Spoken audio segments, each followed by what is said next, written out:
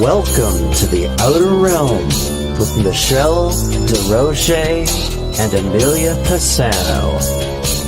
Airing live on the United Public Radio Network, 105.3 FM in New Orleans.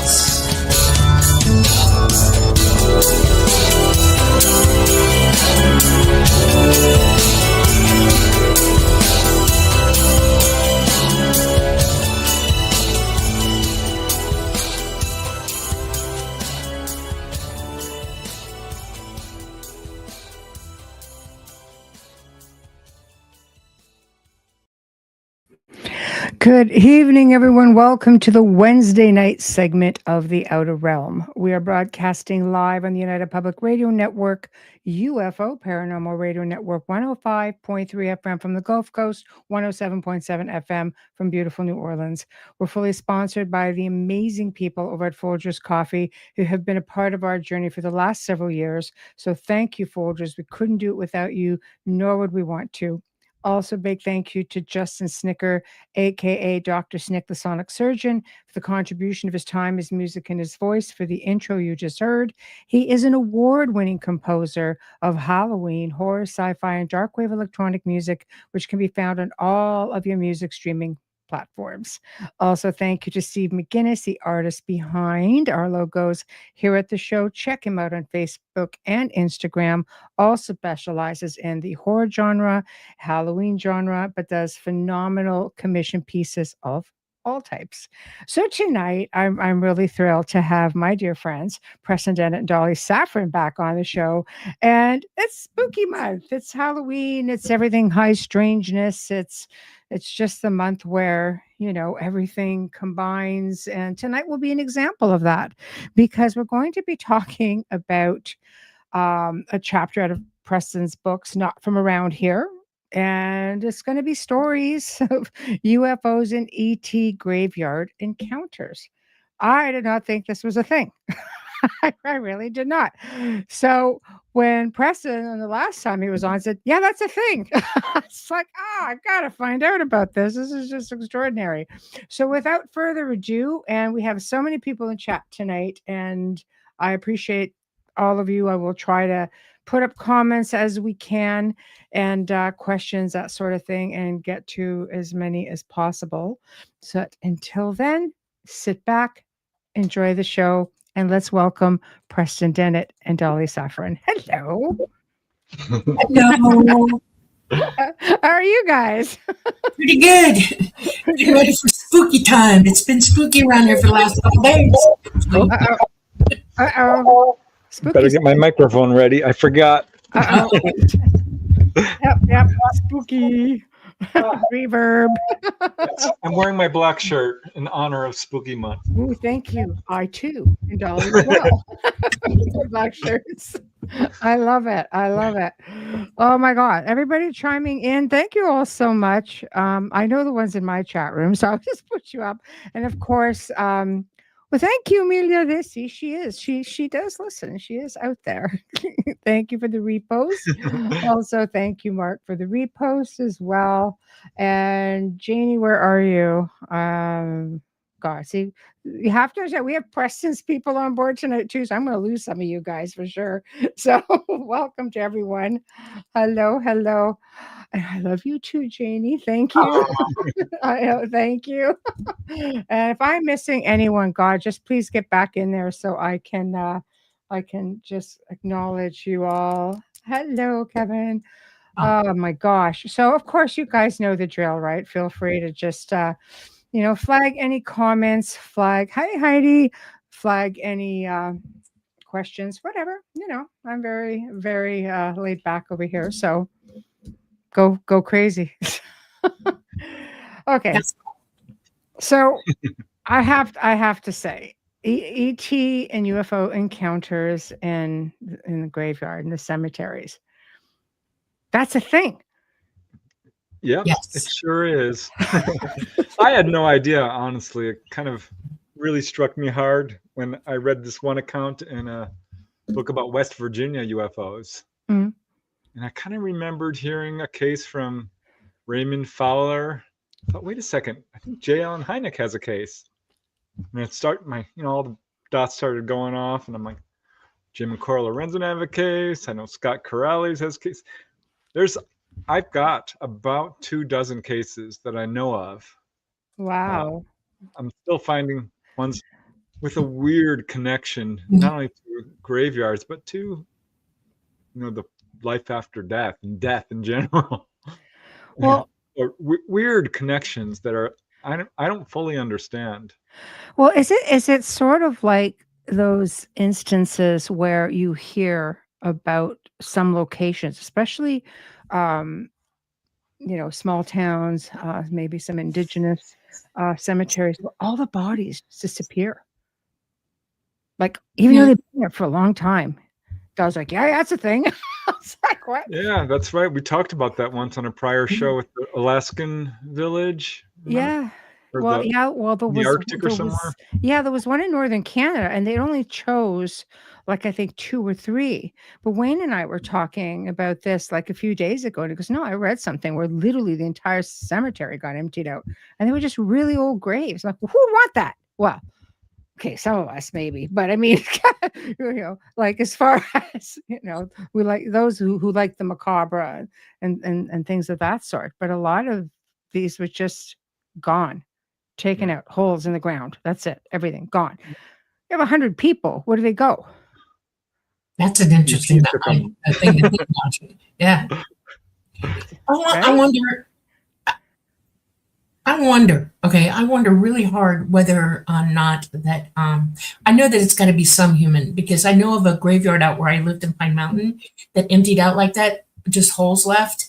And after digging, the authorities found out that the land was under refute by 2 different parties, and one of them really wanted the land, and they didn't want because the graveyard had been there for like 100 years. It's old Georgia graveyard that they was untouchable, and then suddenly it's all gone.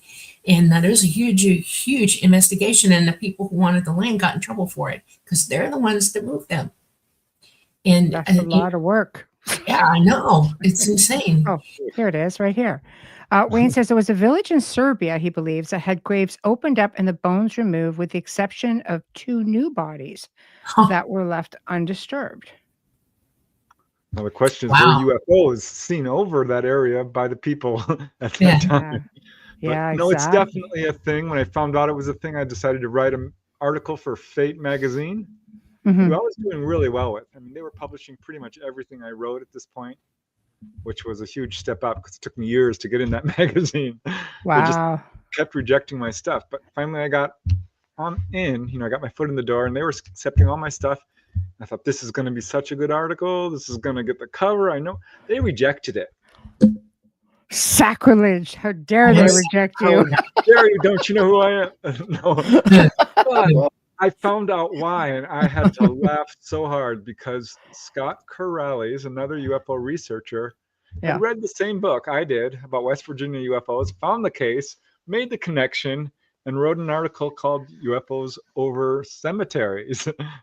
So I got my article published in the MUFON Journal, and it did get the cover, so I'm okay. Right. Okay, good. But it was really fascinating to see that he made the same connection I did around the same time. He found some cases I didn't find. I found some cases he didn't find. But it's absolutely 100%, hands down, I can prove it, a thing. Wow. Well, I have a question for you. I've been waiting a week to ask this on air to Preston personally, okay? Yeah. Because one of the things that I know a little bit about this from the ET side of it, okay? But I'm not talking about it yet. Has anybody done like research on the actual people who were buried and what their lives were and gone into them specifically and individually? I mean, have y'all tried to figure that out in your research? Yeah, well, I've speculated because I'm guessing they're contactees, but I have no idea because no research has been done on that. Okay. But I think that's I have to ask, Preston, most people in the cemeteries are, 6 feet under. So what are people doing in a cemetery to have an experience? I have to be that guy and throw it out there because You know, I mean, I get it. Some people like you know, they like to go for the Victorians are just crazy about it. But I mean, to have like so many experiences, it's sort of like, you know, Right. Well, it's somewhat the witnesses are often there by happenstance. You know, they perhaps live next to one, or they're got driving it. by one, Okay. or because people do stake out cemeteries for ghostly activity. Yeah, all the time. They do.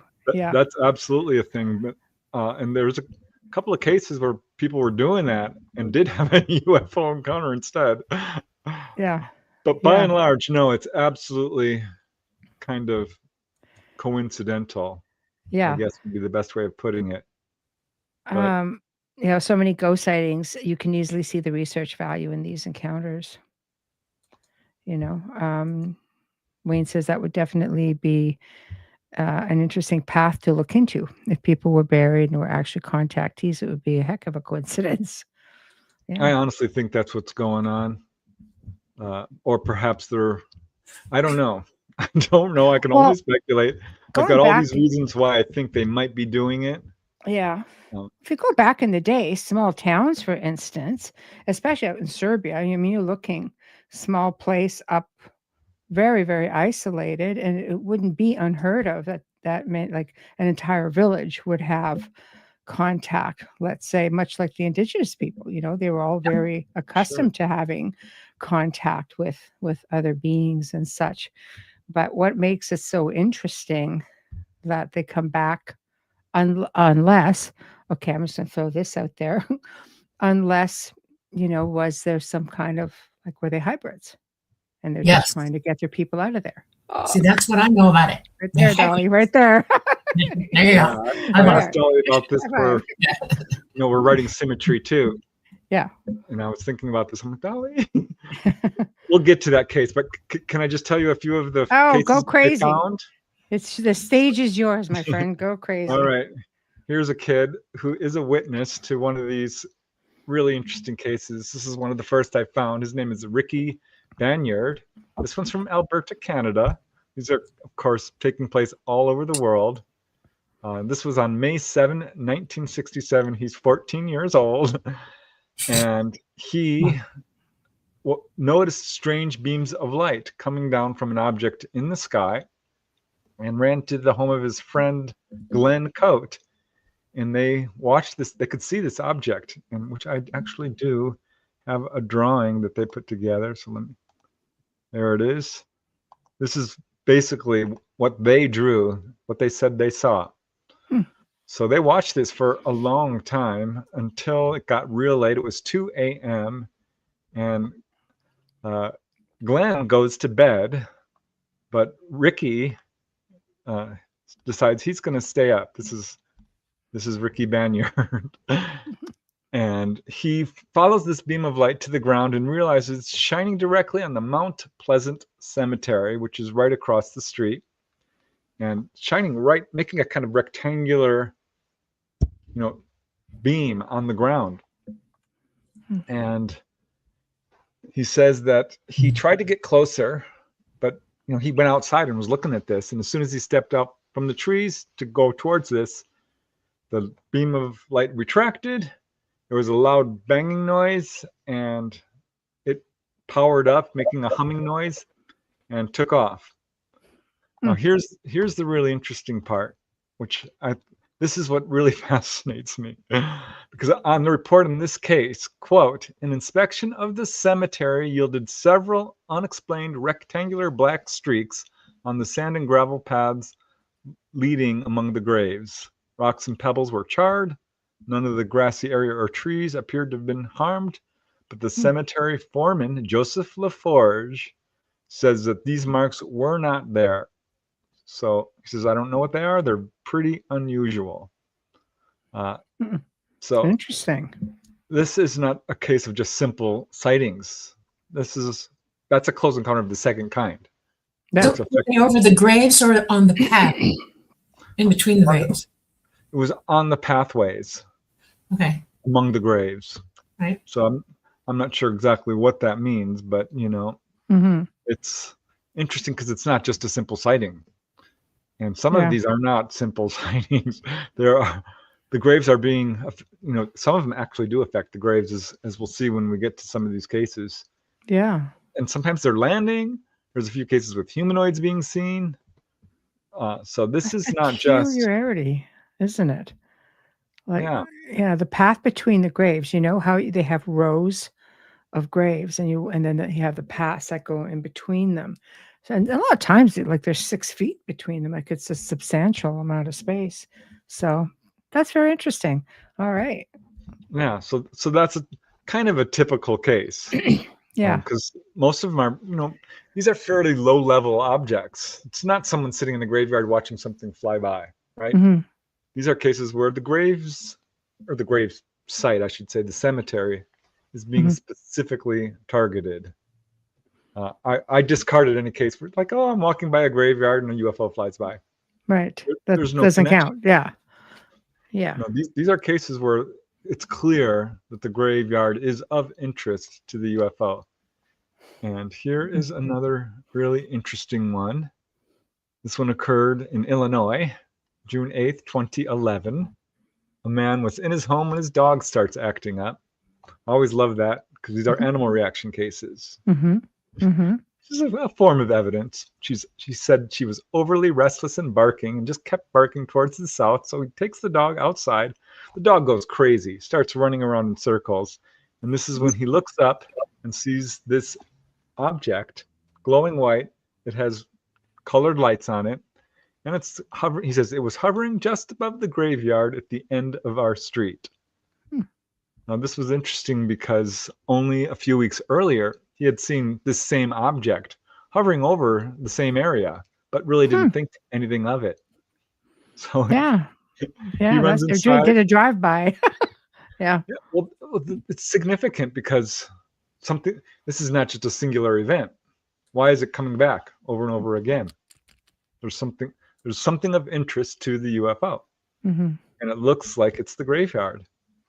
So he runs inside, gets a camera and another witness, and stands there and watches this thing for just a few minutes. Apparently did not get a good photograph of it. Mm-hmm. But watched this thing take off to the southeast at a very slow rate. It looked like it was pretty high up there. And his dog was still completely freaking out. So I ended up having to take the dog indoors. Yeah. Animals are they're so intuitive. So that to me, like you say, that's a bit of a dead giveaway right there for something outside the norm. Yeah. And if there were just 1 or 2 cases of this kind, I'd be like, okay, whatever. But these are what I would call a UFO attractor. There's certain things that attract UFOs. Yes. Yes. And we know a lot of what they are. Anything technological. I've got 20 cases, 30 of UFOs over prisons. Yeah. See, that's another one. Like what for? Which we could do a whole show on. We shall. We can definitely do that. That's crazy. Over nuclear power plants, over Air Force bases, over coal mines, over factories. Coal mines. Of course, schoolyards and drive-in theaters. I wrote a whole book on those, but these are all various UFO attractors. The jail one really fascinates me because it's a curiosity. I mean, I imagine you have your share of contactees there, but it's a bit of a peculiar place to hang out. I mean, not that the cemetery isn't any more peculiar, but so very, very fascinating. Yeah. Well, Dolly, you had a case where you took a guy out of prison, right? Yep, we did. He was on death row. He was about to be executed. He was a lifetime contactee, and they wanted to, brief him before he left and help him understand what he was going through.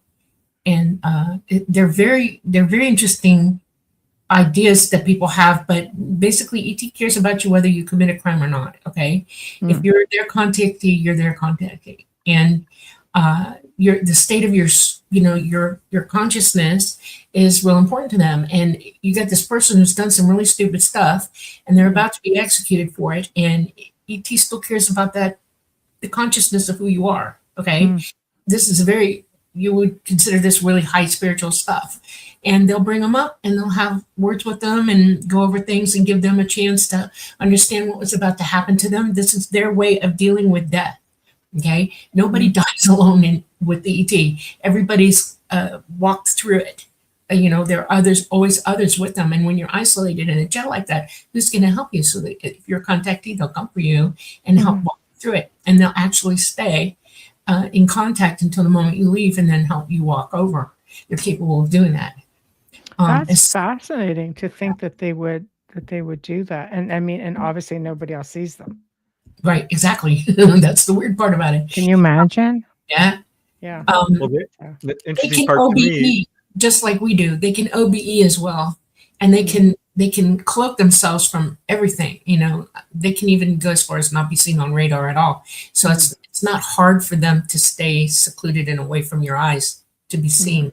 The ones over the cemeteries, I know what that is. They're energizing the ground looking for contactees by their implants. When you die, your implant goes silent, okay?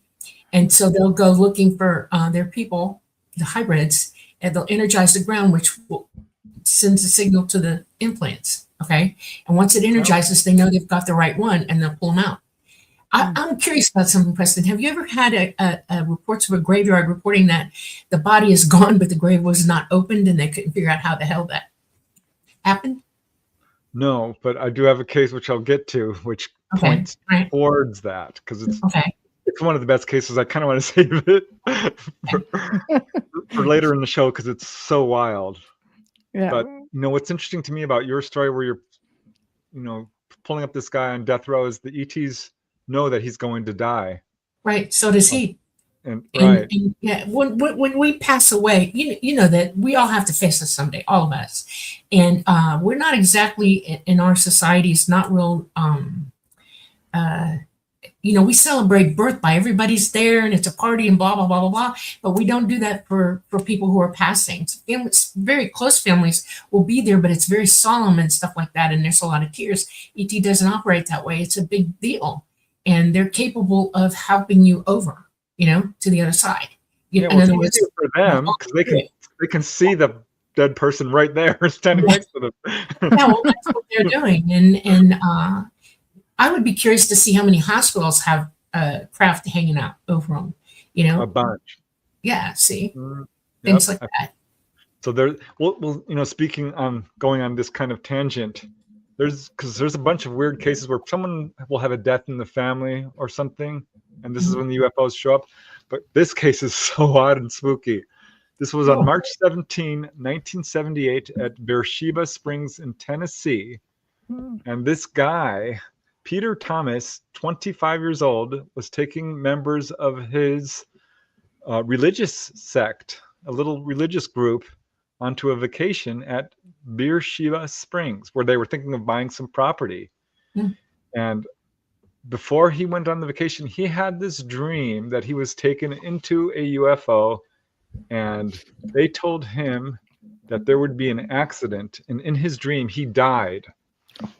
So he's nervous, obviously. Yeah. Next day, they rent a 12-foot truck because, they thought this would be economical. And as they were going up, they saw a flying saucer, all of them. It was a big ball of fire that came in and darted across the sky and vanished. Now, this is not the weird part. What happened was this bus had an accident. It slid off the highway, tumbled 100 feet into the ravine, and killed 4 passengers and seriously injured the remaining 18 passengers. Wow. Turned out the driver was a little tipsy. He ended up being charged with murder for drunk driving. Wow. But Peter Thomas had told people about his dream, and then there was this UFO sighting, so they started blaming him for the accident. Oh God! Oh, no, that's not good. That's like calling him a witch. That's not good. So that's just a weird, spooky case and I've got a couple of those. There was another case where these 5 or 10 kids were playing out in the field, and this humanoid comes up and it's starting walking towards them, coming out of a gully, under a road. it had the jumpsuit. It had all the features we see with humanoids. Walking strangely, the kids felt like they were moving in slow motion. So there's the Oz effect, and they all ended up running away. But the weird part was, it was 2 days earlier, a gentleman had a motorcycle accident and had died at that exact spot. Wow, that's crazy. Yeah. Janie's asking, what state was this story in again? The one you just talked about? The Tennessee. bus one, Tennessee. Yeah, Tennessee, Janie. Beersheba Springs. Wow. Yeah, that's wrong that they went after him for that, but it's almost like a sort of premonition. Yeah, and we know that people who are contactees, their psychic abilities become sort of sparked or elevated or turned on, I guess. Yes. Yeah. Yeah. Wow. That's nobody came to help them out. No. Wow. That's crazy. So yeah, lots of weirdly spooky cases. Like here's the one I found from Jim and Carl Lorenzen, and this one is so weird. This was in 1967, and the witness is an anonymous owner of a funeral home. She did not want her name used. And it all began when her son came running in and said that there was a flying saucer hovering over the funeral parlor. And she assumed, right? Okay, so she assumed her son was imagining and just didn't pay any attention to it until a few days later. A man came in to visit the grave of a deceased friend. He comes running inside and said that there is, quote, a disc-shaped metallic object hovering directly over the funeral parlor. So she ran outside to see. It was gone.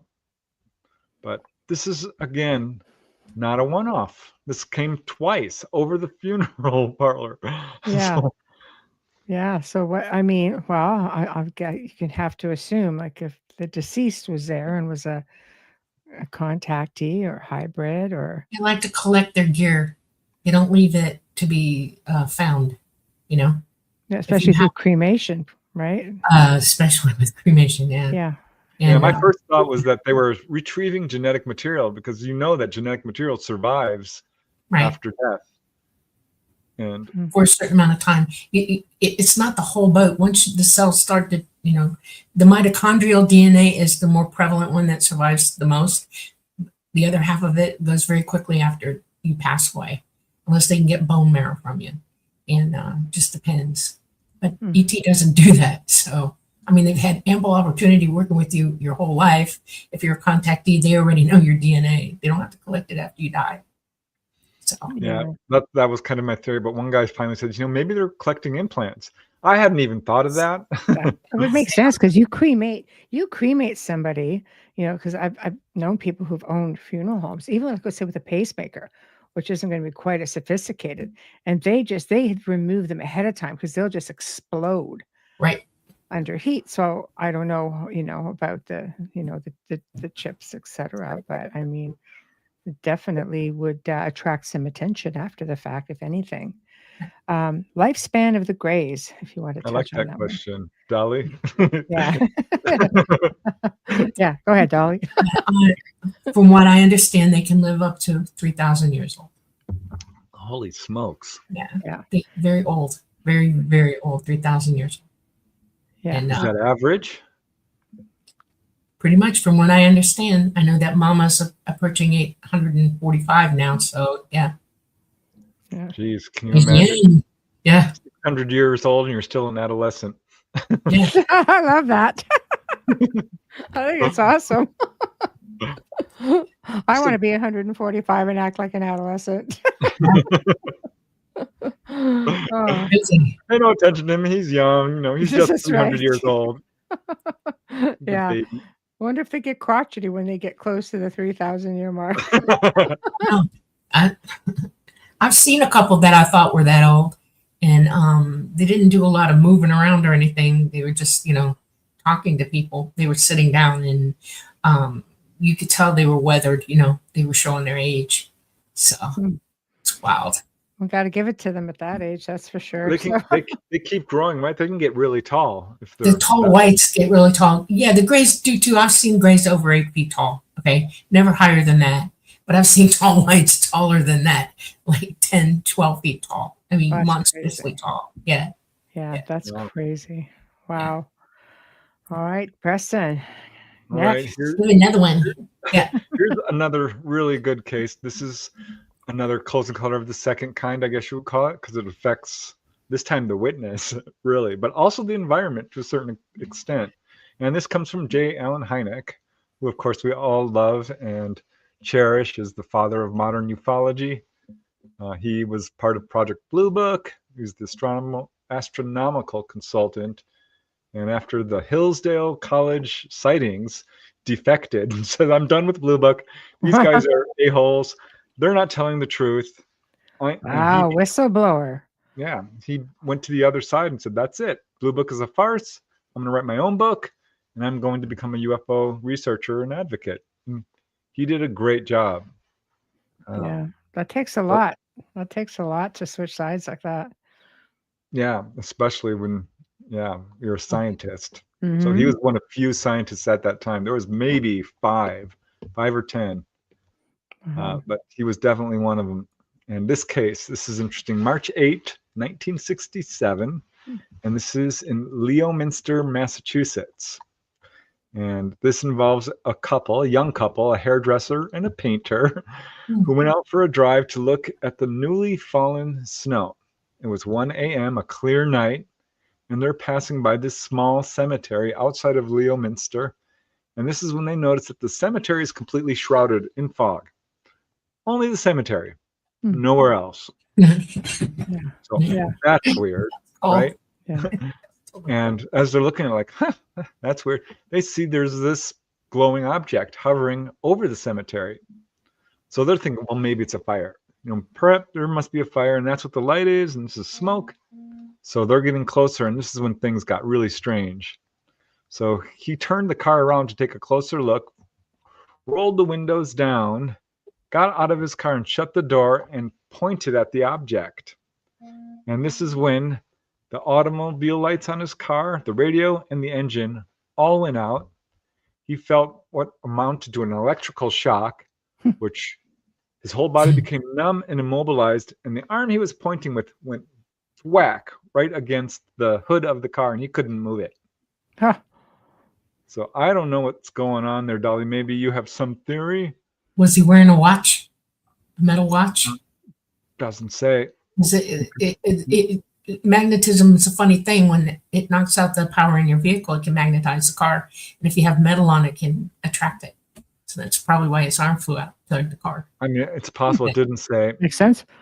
But he couldn't move a muscle. He said he could still hear. He could see. Oh, yeah. Well, when you're in that field, it's an interdimensional field they've just built, and you're incorporated into it, and you freeze. It's really not a whole lot you can do, when you're in that state.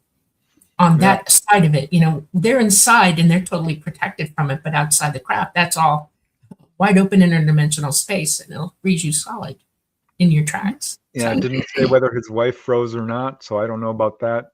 Yeah. But definitely it affected him, so he couldn't move. And this is when the lights in the radio came back on. The object started to rock back and forth. Mm-hmm. That's insane. Just saying. Why is that interesting, Dolly? It's because the lights in the radio they come were back trying not on. to destroy him while they got the heck out of there. That's why they're taking it easy, and they were trying to maneuver not to pull him up with them, because sometimes that happens to people. They get lifted off the ground, and it could have hurt him. And they were trying to swim back and forth to let him loose, shake him loose a little bit. Yep. Yeah. Hopefully lands in a tree and I don't know. Yeah. It's funny you say that, because I have a case of a guy who was walking along a railroad track, so a UFO flew over him. It lifted him up and threw him to the ground. Down. Yeah. And another guy, a priest, he went running towards, a bunch of people were looking. I just found this case. I'm going to probably present it. He went running towards this UFO. He's a priest, right? Goes running towards the UFO. Other people are watching it. He gets lifted up and tossed 20 feet. So, wow. It's a thing. If you get that close to that much magnetism, it's going to pull you up into it. It's like being attracted to electricity. Like when you touch something electrical and it just grabs you toward it. like Same lightning. thing. Yeah, kind of like that. Only massive dose of it all at one time. and it's all around you at once, and it can just lift you right up. Yeah, You know? two cases involving horses where that happened too. Horses. Yeah. Oh, all right. So at any rate, the car lights and radio and engine go back on. The object makes a loud humming noise and darts off, and they drive away. They're like, we don't want to go back there again. We've never seen anything like this. They were thoroughly shooken up. Oh, I know. Gosh, yeah. Well, I can see that. I mean, I don't We're know. not talking about this anymore. Yeah, I know. I know that's. I mean, it's interesting to have an experience to start with, but when you have something that becomes physical like that, I mean, that's gonna stir stuff up. Stays with you. Yeah, I guarantee you they had after effects too. You know, I'd be interested if you could still contact them to ask them, what was happening to you physically for the next month after that. Were you tired? How was your health? That kind of thing. To get any burns? That kind of thing. Yeah, that would be interesting to find out. Unfortunately, that probably won't happen because J.L. and Hynek is the only one who knows their names. This is what the brutal cover-up has done. People are too afraid to come forward. And it's ridiculous because so many people are having these kinds of experiences. For every case I find like this, I know there's 100 others. I know it because every time I put out a video on something, like this, people are like, "Oh yeah, that happened to me." I'm like, "Oh God." Yeah, but at least they're coming forward because you're going public with the stories. Yeah. Remember too, some of it I think is conditioning, like not just so much, like being fooled into, there's a weather balloon, don't talk or else. Like there's also conditioning of we don't talk about things like that, and it would stay within your family. Yeah. But if you went public with it, that's just, depending on the age, I don't think that would have been something that was overly common. More so now. And it's nice to see that people are finally coming forward. And then you get those deathbed confessions. Oh, or that. Is that a horse? That's our horse, yeah. Oh my gosh. Look at that face. She's like, what are we talking about? She's such a good dog. Aw, good girl. He's like, okay, I've had my. She's a lap dog. That's the problem. It's usually the way. The Chihuahuas think they're Rottweilers, and the Great Danes think they're little Chihuahuas. They just want to have a sit down on your lap. So, all right. So next. All right. This next case comes from Raymond Fowler. I love Raymond Fowler. He did the Betty Andreasen case, the Allagash 4 in Michigan. There's few investigators that are as objective and thorough as Raymond Fowler. He's one of the good guys. I adore the guy. I've got all his books. He's amazing. And he was really one of the first to notice this connection. So I have a quote from him here. He says, according to Fowler, 23% of the cases took place over rural fields, a portion of which were actually cemeteries. And he said, I had no idea then that cemeteries would figure in future UFO investigations. Because he ended up finding a number of them. So kudos to Raymond Fowler for picking up on this well before anyone else did. And he found this case in Haverhill, Massachusetts, October 6, 1964. This is well after midnight. And there are two witnesses, Robert Cousy and William Chase, Robert Soucy. And they see this domed disc hovering above the trees right next to a graveyard. So he puts his car in reverse, backs up so that they're right by the graveyard, and they can see this object about 150 feet away. That was your classic flying saucer. But here's the thing, it's hovering very low. And when people see a craft, it's usually quite a ways up there. The average sighting is of an anomalous light late at night with 4 witnesses. They see it for about 10 seconds. The graveyard sightings are, within 100 feet usually of these cemeteries. They're almost always solid objects. And So there's something going on here. This was another clear example of a graveyard being targeted. So I they would like stared at. Mother, just for a second, okay? You realize that if people have implants, and it doesn't matter what year you died, okay? The government, I don't think, started paying attention to the fact that a lot of people have implants and there's more of them than you know. And that's technology that they would want. See what I'm saying? And ET started going back for them and collecting because they don't want the government to have them. See what I'm saying? Mm-hmm. And I think that's a lot of what that is recovering technology that they just don't want them to get their hands on. Yeah, well, you reminded me of the time we interviewed Paul Stonehill in Russia, and he was talking about how there was a grave of a giant skeleton, and the government came and cut the hands off. Yep. And took the hands. And you're like, whoa, I think I know what's going on here. Yep. Yeah. Implant. Yep. Yeah. Huh. Well, I mean, let's face it, they've always worked against us, you know. I mean, just look at the giants. Smithsonian, one of the most well-respected establishments in, you know, I've lost archaeology. respect for them, actually. Right. Yes, exactly. Exactly. You know, that's what I mean. Like, people revered them as an institution, and you find out that they were hiding and destroying evidence. You know, Yep. it takes you off the path, and that's the way it's supposed to be. So Yep. you can imagine if they have information on crafts and extraterrestrials and hybrids, you'll never see the light of a day. Yeah, and it's so frustrating and makes me so mad. Now, correct me if I'm wrong, because I don't follow a whole lot of the political stuff, but didn't Donald Trump call out the Smithsonian saying that they had, okay, they did.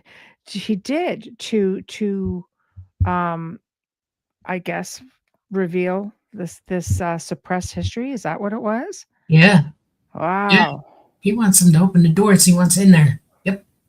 Wow. Because there's stuff still in there that we can see. You know. Yeah. Yeah. It's the intelligence agencies that are basically the crooks behind all of this stuff. Mhm. And yeah, the folks. I get a feeling the NASA files, you know, the moon tapes and all of that. Mhm. What if they're in the vaults of the Smithsonian? Just saying. Yeah, I said That they wouldn't lost- surprise me. You do that. Okay. Yeah. No, go ahead, Preston. Yeah, that wouldn't surprise me at all, Dolly. Not at all. Okay. All right. So in that Haverhill, Massachusetts case, the object just darted away. But here's another one, and I like this one because it has humanoids, Mhm. which are somewhat rare in terms of the graveyard cases, but they turn up, and that's significant. And this one occurred on October 9th, 1954 in France, Pornay-la-Chétive in France. And I know I'm pronouncing that right because I took enough French. So these 4 children were ranging in age from 5 to 16 years old and were roller skating by the cemetery. And this is when they saw a round luminous object about 9 or 3 meters in diameter, 10 feet. So, and they were all watching this thing. And this is when they all saw this short figure appear beneath it. It was dressed all in black appropriately, but had large eyes and what looked like hair on its face. Really strange. Wow. Now, I will That's say, different. You don't hear about things like that often. no, but it does come up. And, October 1954, for those of you who know your UFO history, France was going through a very intense wave of sightings at this time for reasons probably connected to our developing anti-gravity around that time in that area. Yeah. At any rate, they saw this thing and it saw them. And so what does it do? It shines a, quote, blinding light at them, speaks in an unknown language, and scares the daylights out of them, and they run away, but turn around in time to see this object, which was basically not landed, but hovering right above the ground. Because, as Dolly says, they rarely land. They basically just hover right above the ground. People, you can call it a landing because that's essentially what it is. Mhm. But I guess the little humanoid went inside. They didn't see this, but they watched this object rise up and take off. So that's a humanoid case, you know. Mm-hmm. Yeah. In graveyards. I'm telling you, these guys are, I don't know if they're grave diggers or what's going on here, grave robbers, but they're just collecting implants. That's the best theory, I think. It seems to make the most sense. Yeah, doesn't it? Yeah. And I mean, again, if you're a hybrid, some hybrids are not as advanced as others either. You'd be able to see the differences if you, if they got a hold of you, government got a hold of you, let's say, or, the medical field got a hold of you. Yeah. Right. They've got a whole room, I bet, or a whole museum of implants that they've got. Yeah. We have some, for Pete's sake, Dr. Roger Lear, and what's the other guy, Daryl Sims? Oh, he's got lots of them. Yeah. Yeah. People just give them up. They just have them remove and give them up to people.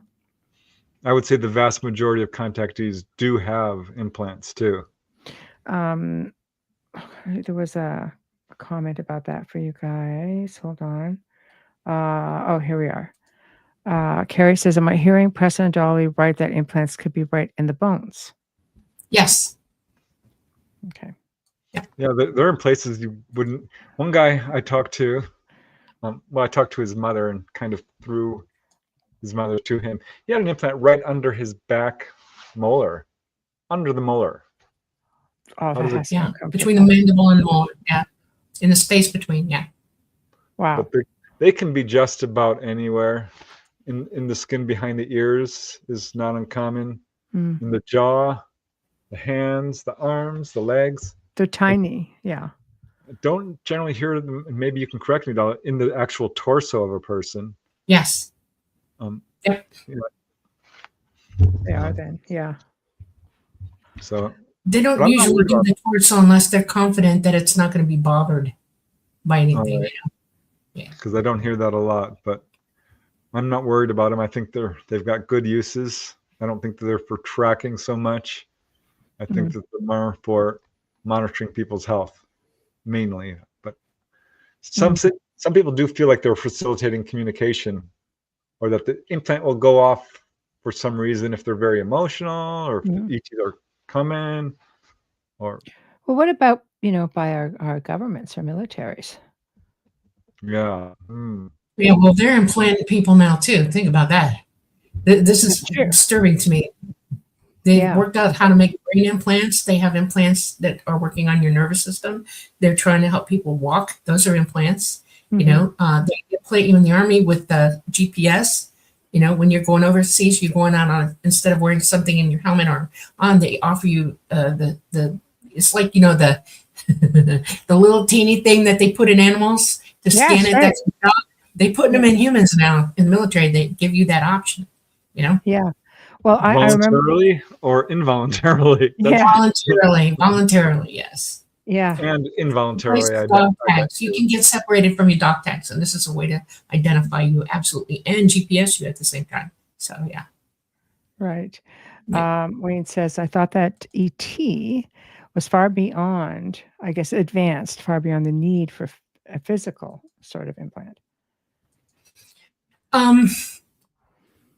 There's a lot of people on this planet, and there's a lot of them.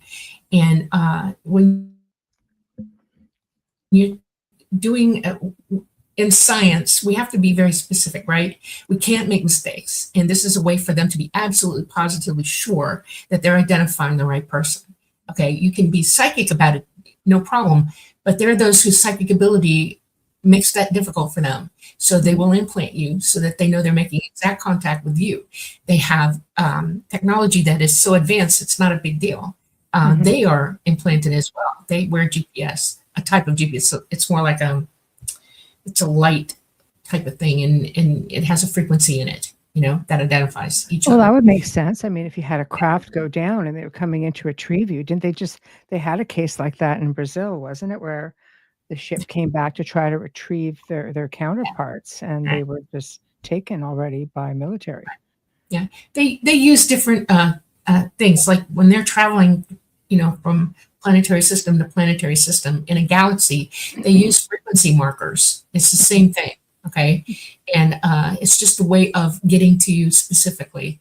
And when you have to be sure that this is the right person. You have to be sure it's a scientific endeavor on their part. You know, it's like your own medical attachment that monitors your body, makes sure you're okay, and things like that, and it just keeps up with you.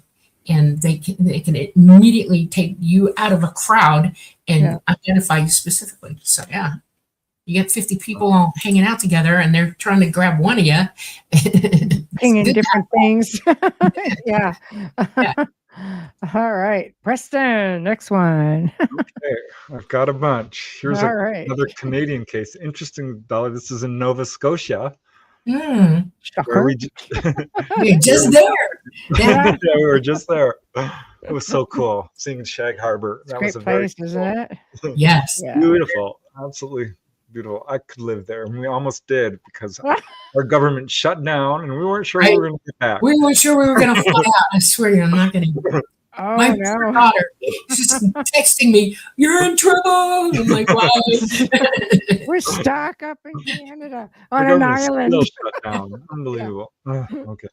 At any rate, this one is in Nova Scotia and was investigated by Eugene Frison, the MUFON provincial director for Nova Scotia. And this involves a paper boy who decided to take a shortcut through the cemetery. There's no such thing as a shortcut, is there?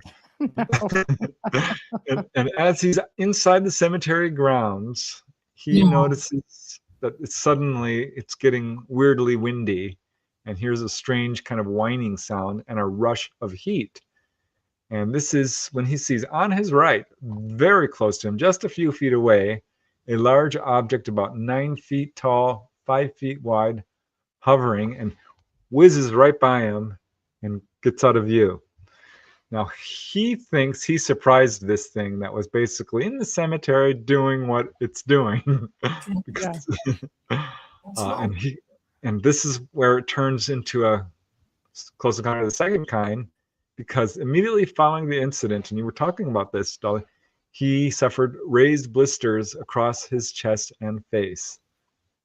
They stung, they burned, disappeared after a few days.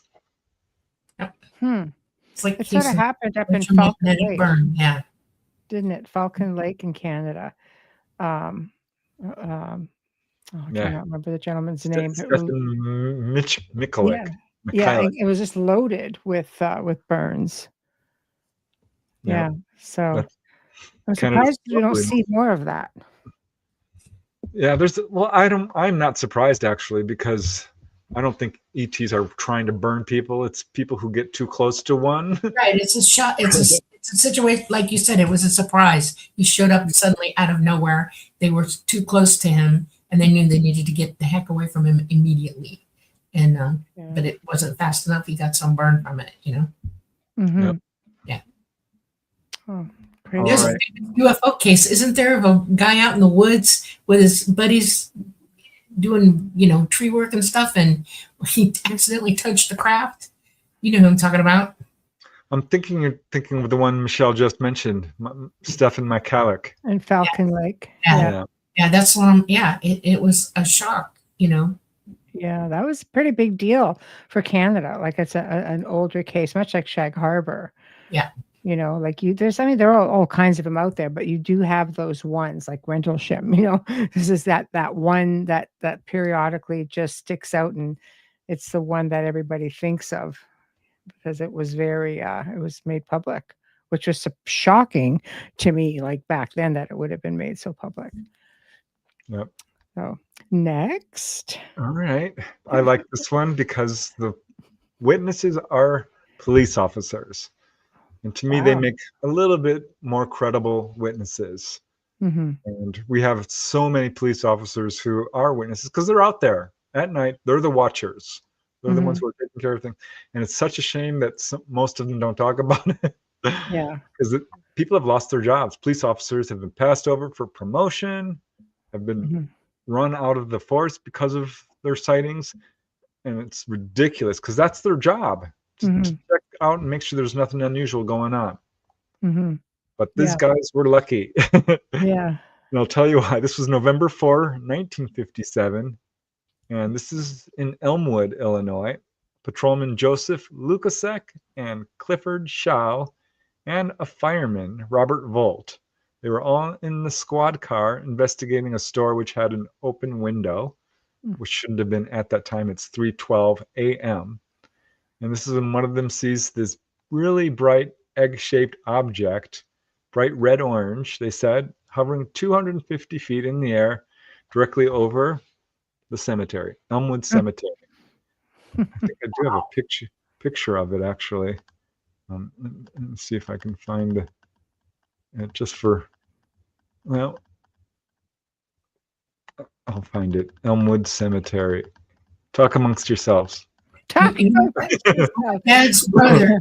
Here My it father's is. brother lived in Elmwood. The silence is Oh dead. my God. Yeah. So yeah, I mean, I research all these places. I try to fact check each case, right? So this is the cemetery where this incident occurred, and it's hovering 250 feet directly over the cemetery. So what do? They're police officers. They take their spotlight and shine it on the object. And they radio Officer Daniel De Giovanni at the Elmwood police station and say that they're observing, quote, an unknown object. So you can imagine, as soon as they turn on their spotlight, guess what happens? Poof. It goes out. Right. Their headlights go out, the spotlight dims and flickers, and this object kind of moved interdimensionally. They said it almost looked like it was folding into itself, is how they put it. Puffed out, shot 200 feet up in the air, and started to move off. And they chased it in their car, but hit a dead end, and they watched this thing kind of move interdimensionally, they said, and disappear, kind of in thin air. Now, here's what's really cool about this, because they have each other as witnesses, so thank God for that. But back at the Elmwood Park Police Station, Officer De Giovanni, who took their call, goes running outside just in time to see this object shoot across town and disappear. So that'd be different. So That'd be different. That's a big cemetery, and it's wide open. When you think a lot of them are above the tree line, there's so many of these cemeteries just have a lot of trees. They're not all wide open like this. Yeah, it's a good case, and there's so many of them. That's what's weird. Here's one, 1966. Rob McKinnon, who operates a rest area, sees this object, a bright beam of light, hanging absolutely motionless in the air, maybe 100 feet up. So he calls his family, and they all observe this light, and it descends right over the nearby burial ground. And this is when he said that the what do you call them, little huts that contain the bodies? Yeah. Started being lit up. Wow. He says, and I quote, "We definitely had a feeling it was interested in this place. There definitely was something strange happening there over the cemetery that night." Like a mausoleum? Yeah. Mausoleum. Yeah. Okay. Wow. Yeah, well, that's again, for me, this is interesting information, because I never would have thought this was a real thing. As you go through these stories, I'm just like these weirdo little beings that they are. But when you mention implants, it makes sense. And there's so many of them, they start to get repetitive. But I think it's important to note them, because it really drives this home that this is something that's going on. Yes. And here's one that I didn't find, but credit to Scott Corrales for finding this one. 1989, Nelson Oliveira, the local gravedigger for the, and I'm going to mispronounce this, but I'll do my best, Araraquara Cemetery outside of Sao Paulo, Brazil. Brazil, that's a hotbed. He was interviewed by some really well-known Brazilian ufologists, and said he saw a classic metallic disc, which he said was shaped kind of like an upside-down hat. It's funny, people always use something that they're familiar with to describe these craft. Right. The Romans called them flying shields.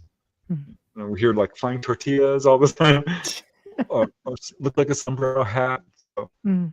said this was hovering very low over the cemetery and stayed there for several minutes. And he watched it until it darted away. So that's close encounter of the first kind. Simple sighting. Yes. There it is over the cemetery again. Mm. Do they ever see them, land and do anything, or do people, ever come up on them, being landed and maybe sort of, witness what it is that they're there for? Well, wait till I get to the best Okay, case. we're getting to the save the best for last, Preston. Okay, I'm with you. I'm not trying to jump the gun Don't on rush me. purpose. It's just, gotta ask something. It's my show. I gotta come up with something. Because some of the cases are far more Yeah. dramatic than others. Yeah. Which makes sense. Some are just going to be simple. Mhm. I think a lot of people are catching a tail end or maybe the beginning, and they interrupt, and they're like, all right, we'll have to come back later. Well, here's a really quick question then, for Dolly. I mean, for us, when we bury our dead or we cremate them and we have like the celebration of life, could it be like a curiosity on their part? Like, how do they deal with the death and the physical after the passing? It begins as death is occurring, and they all gather with the person, and because they're highly evolved and they understand how to OBE or remote view. I mean, it's like they can jump out anytime they want. When a person passes away, they're all there waiting for this person to transition out of their body, and they welcome them into the other side. Okay, sometimes they'll even escort. They'll go with them and make sure that everything's copacetic about that. I've heard a couple instances when they're coming down to a cemetery, and they'll see people who are hanging out after they've passed, like ghosts, like as we would understand ghosts, and literally freak out when they see them because they can see them too. Okay. And I've heard a couple times of them trying to hitch a ride out, like they feel trapped and they can't go. Yeah. And they want to go. And sometimes I've heard a couple Wow. times where they've actually participated to help get them to the other side, escort them over, so I think the curiosity here is that sometimes, because when we're flying around and we don't have anything specific to do and we're trying to leave or we're going and there's nothing else to do and it's not late enough for us to leave yet, we look for things, we just fly around and do stuff. And if you're flying over the cemetery, you see 20 people standing there looking up at you and bloody well they're passed. That's a curious thing to look at. Yeah. And they see That's them, they know they're there. And and they'll find out. Way. It's identifying what the problem is. Some people are like, they don't know they're gone. Some people are just determined to stay with the family and they're not going anywhere. Some people are just, what's the word, too lazy to leave, waiting for something else to come. I mean, it's just a whole bunch of reasons why we don't leave this plane of existence when it's time. And so they do see that. I know that. They talk about it. God, I can just imagine. You die, you're hanging out, you're like, I'm earthbound. What's that up there? Great. I'm that's a crap. Yeah, I can talk about that now. So, but how does ET handle death?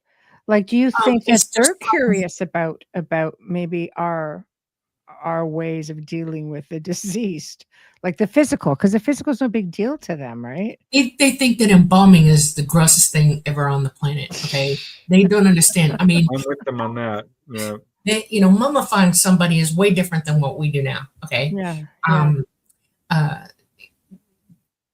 They believe that, how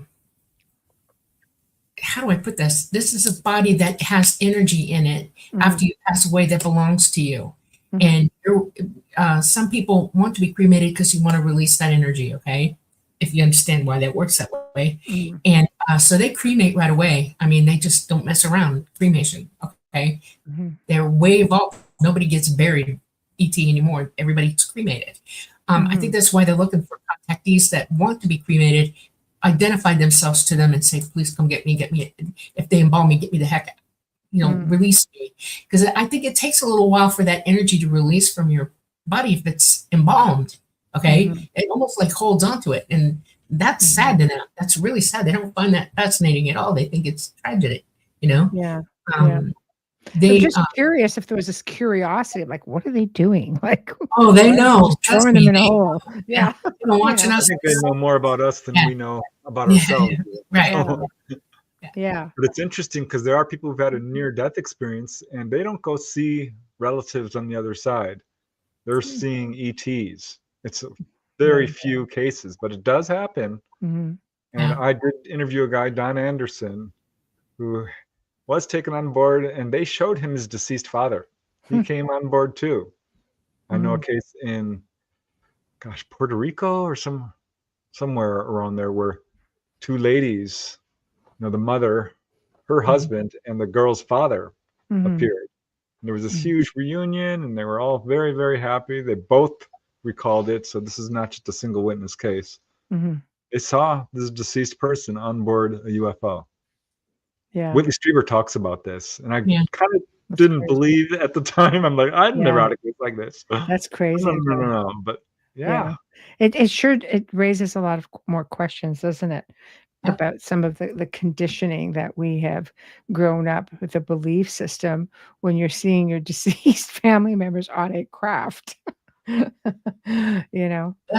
Just saying One of the most poignant moments of my entire life was I was in my late 20s and we brought a physician up. She was 104 years old and she was dying. She had no family alive, nowhere. She lived her life as a male because to become a doctor back then meant she had to parade around as a guy to get in school. And so there was really nobody to wish her off or anything. And they brought her up and let her stay with them through the process of her leaving. Mhm. And I got to be part of it. Mhm. And it was poignant because she was loved by them, Mhm. genuinely loved. And she showed it. She knew. Mhm. And when she passed, it was the greatest moment of her life. And Mhm. I think she wanted to stay with them out of, as like a ghost on board. They're Yeah. like, no, your existence is waiting for you. You need to. And so they walked her over. And I mean, they physically left their bodies and went with her over. Okay. Wow. And that blew me off the planet. I didn't realize you could do that. And since then, in my lifetime with my family, my own family, I helped my father walk over and I helped my mother walk over. Okay. Mhm. I had communicated with both of them through the whole process. And Mhm. it was poignant. And I wish that everybody could have that experience. Everybody. And I think that ET would teach it to you if you let them, Mhm. Break free of the fear. Right? Exactly. There's a whole There's there's no a fear whole there. other world waiting for you, literally, out of this world, but it's Right. waiting. You're not done. You Yeah. just turning a page. That's all. Yeah. I don't know why that reminded me of another case, but it did, where Go crazy. people were driving a bloodmobile filled with and a UFO comes down and chases them down this highway for a long time, scared the living daylights out of them. So A Red Cross bloodmobile? yeah, Wow. When did that happen? I'd have to look that up. It was Oh my goodness. 60s. It was. Wow. I wonder why. Now I'm curious. Wow. I wonder why. That one's I wow. covered it in one of my videos. One of the ones where I'm like, these super weird cases, because that one I'm like, whoa. I think that was from John Keel, and it Yeah. became pretty well known actually. Wow. Pretty well publicized case, but kind of fits in here, the spooky. It does, with the obscure. Very Yeah. All right, and here's a case which I have no details on, but it's interesting because the witness is Rob Zombie. I love Oh, that. that's funny. Famous Really? rock star Okay. was leaving a Halloween party and saw a UFO hovering over the cemetery next to his grade school. And he told this to Jerry Miller, a journalist, and all he said was, "That was pretty freaky." The fact that it was Rob Zombie that witnessed it is pretty freaky. Yeah, I thought that was kind of funny. That's awesome. That's great.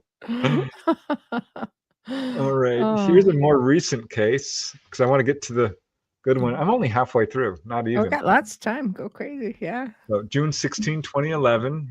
It's important because that's fairly recent. Yes. These cases are from all over the world. Seems to be a lot in Illinois. Here's another one. And I don't know how to pronounce this. Chillicothe?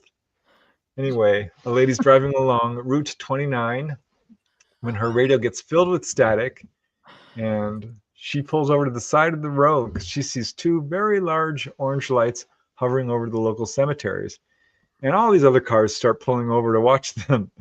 So she pulls over, quickly calls her brother and says, go to the cemetery and look at the UFOs. So she's watching them, and they're staying just above the cemetery, not moving. She said they looked kind of teardrop or cone shaped. I'm not sure how those can be reconciled, but I think people have a hard time determining the shape of objects. And it's all a matter of perspective. Well, you gotta remember, it's like a cuttlefish. It'll show you what it wants you to see. So that doesn't surprise me. The differences, you know. So right. So after a few moments, they started to dim and move away. So she followed them in her car, and this is when a helicopter appeared and started chasing these lights. And a few minutes later, her brother, who's about 6 blocks away, called and said that he just saw one of them.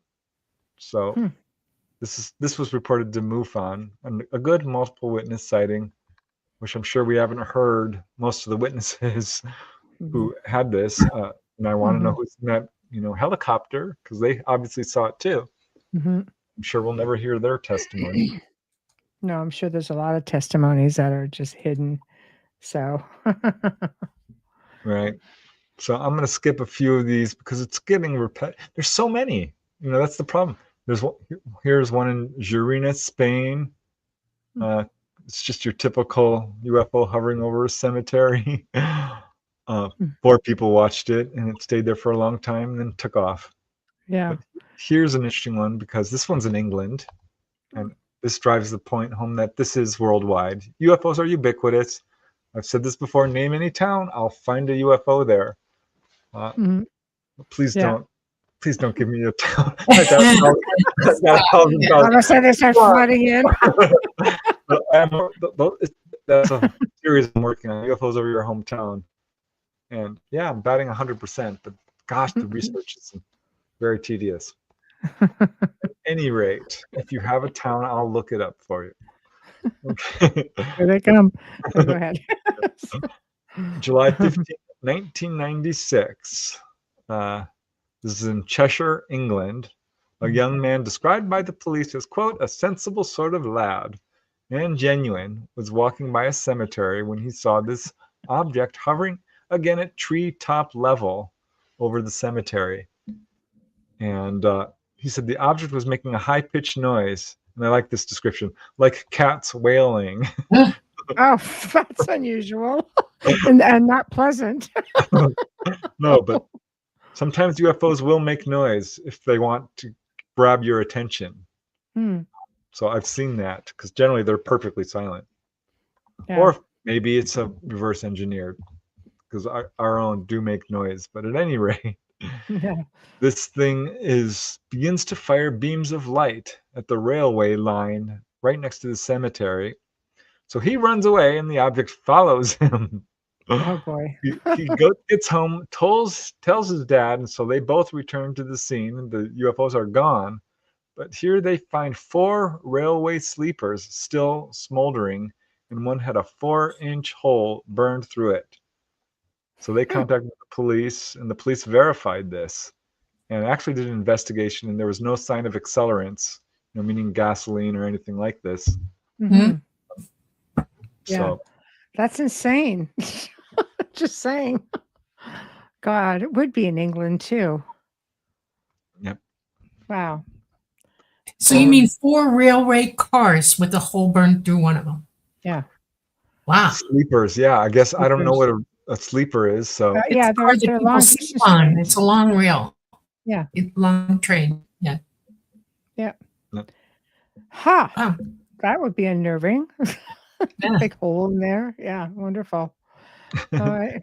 Very strange, right? Yeah. Yeah. Okay, let me see. Now I think I've gotten to the case I really wanted to talk about, which is in West Virginia. And here it is. Mm-hmm. The Dean Memorial Cemetery. Mm-hmm. Now, this is probably the most complex and really the chilling and just most spooky of all the cases I found. Yeah. This is in an area called Nefkin Hill, and it's surrounded by cemeteries, including the Nefkin Cemetery, the Kalbau Cemetery, and the Dean Memorial Cemetery. Mm-hmm. This is a very large cemetery, and these sightings began in the early 1960s and have been ongoing for a long time and ramped up over time. Wow. So, Wonder why. well, it's interesting because the Jones family is this is a small town, right? Uh, so the Jones family is one of many families who've seen UFOs in this area. And in April of 1968, two of them were driving by the graveyard when they saw what they described as a bright ball of light hovering overhead, 100 feet wide. Wow. And as they drove by, this object comes straight for them and goes over their vehicle. Huh. And they now see that, no, this is not just a ball of light. This was kind of the plasma field surrounding it. It was a metallic object.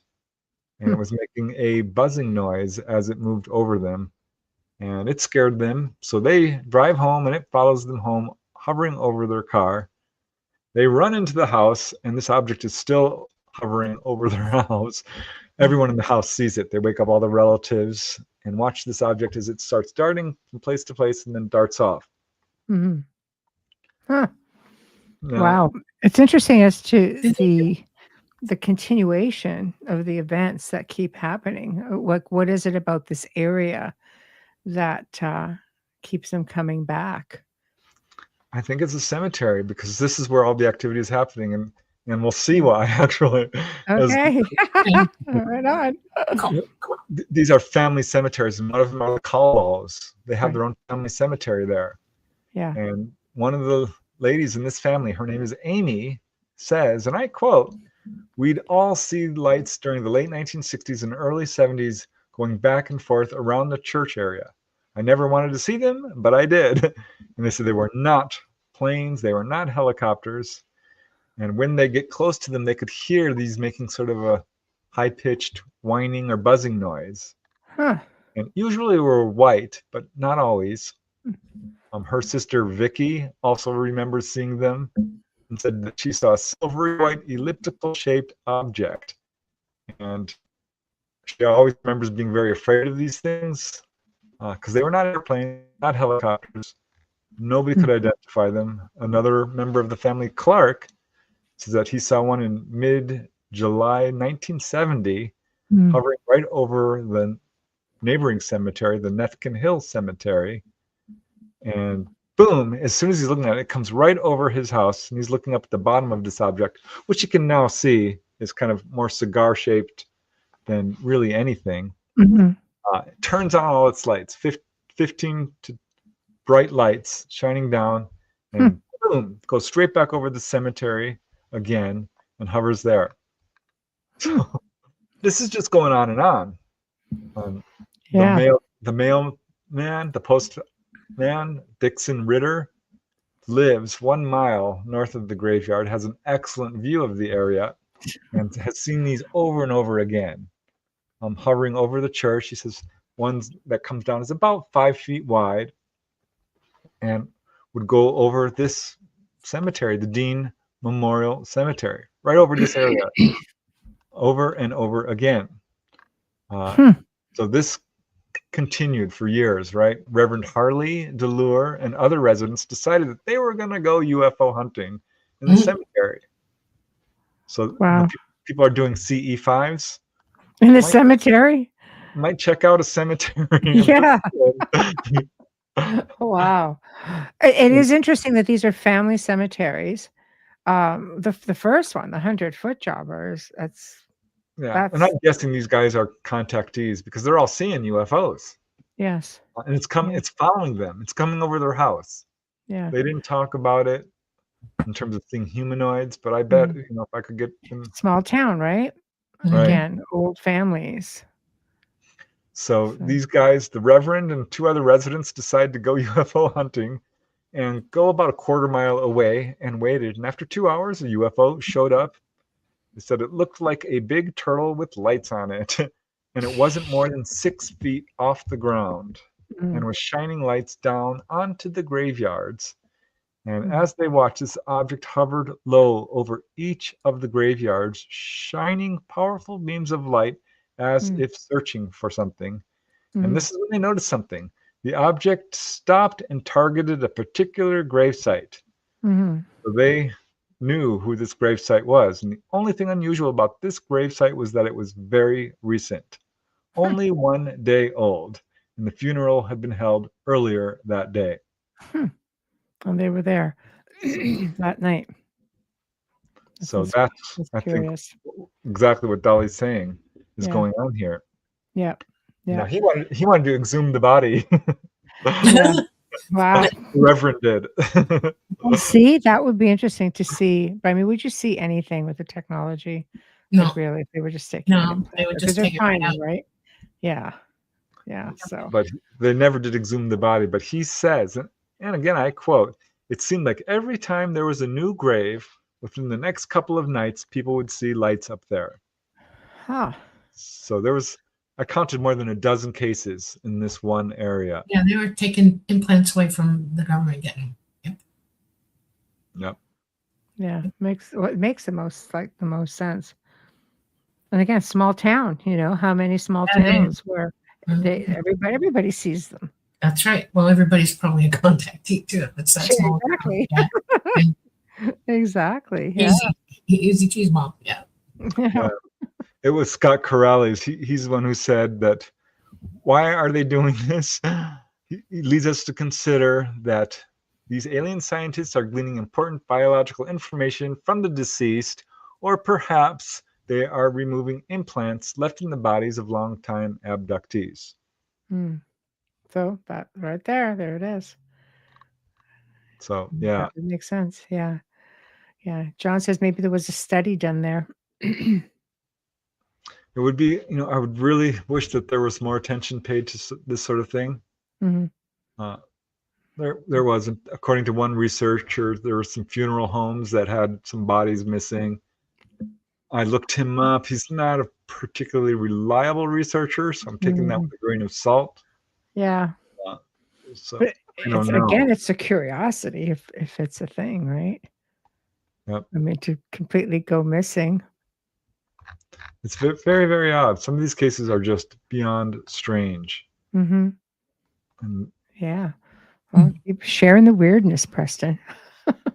Share up the weirdness. What else you got? Well, here's a case which, that was the main one that I really wanted to share. But here's one that is right along these lines. This one is so weird. And it kind of is this theme of, ETs showing an interest in death or showing up around that time. And this was on December 12, 1967. There was this huge wave of sightings going on in Ithaca. This is in New York.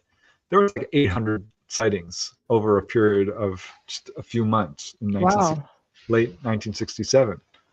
So this lady, a beautician and mother of 2, Rita Malley, is 24 years old and driving from North Lansing to her home in South Lansing. This is in New York. And her son Dana is in kindergarten. He's in the back seat.